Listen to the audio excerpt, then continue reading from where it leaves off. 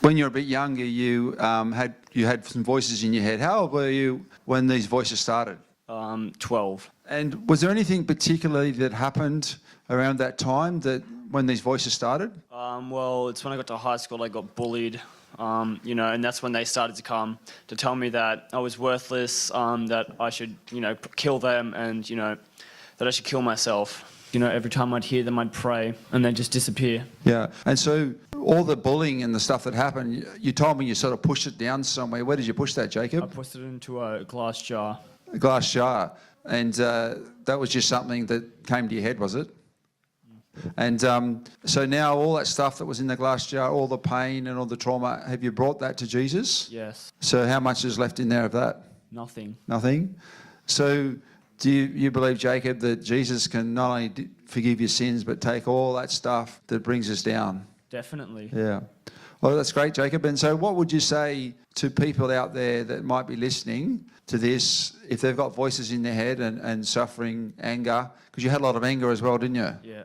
What was one of the last, what was one of the outbursts of anger you had? Did you muck up at school? Did you do anything crazy at school? What happened? Someone had said something and then I just lost it and just started, throwing bins at just walls and that.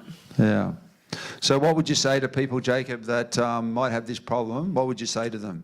Just pray, because there's no better help than Jesus. He's like the only one that could help us through this. Yeah. And I know from past experience that medicine doesn't help. It doesn't always help. So really just bring it all to Jesus and he'll literally help you through this and you'll feel a lot better knowing that this is all gone and you've given it all to Jesus and you have someone to rely on when this stuff happens. Well, thanks very much, Jacob. Thanks for being brave and sharing a little bit of your story. Thank you. So hello, how are you? Good. What's your name? Kira, Kira. So how old are you, Kira? 16.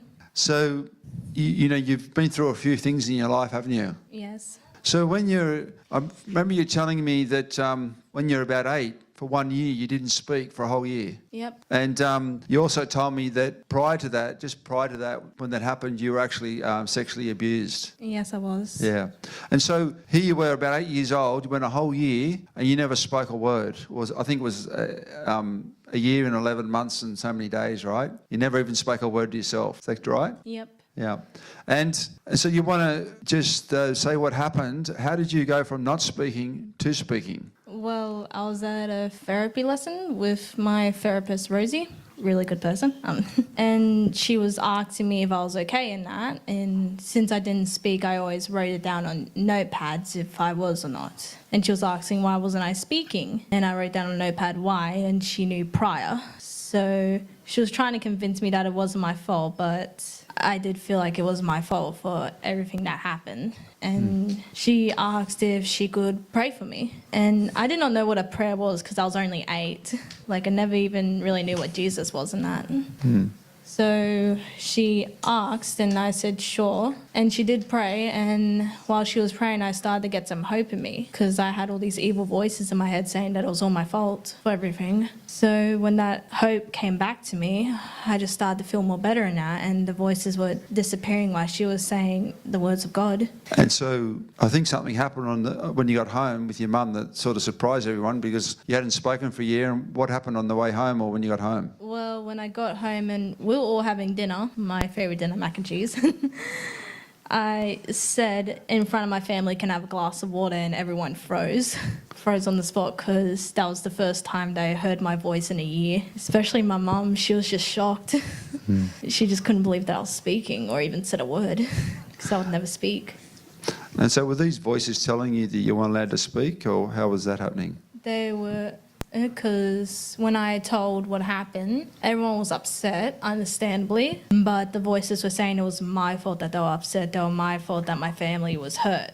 It was my fault that, because I spoke, my mother was hurt. So I just stopped speaking, even to myself, because I thought if I spoke, I would hurt someone else.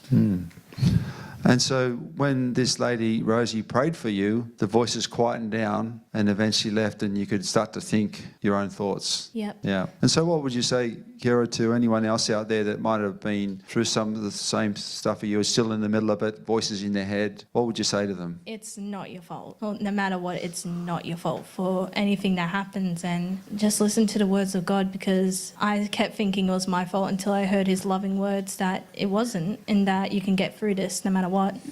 Well, thanks, Kira. It's great for you to come and share that, and you've been very brave. Thank you.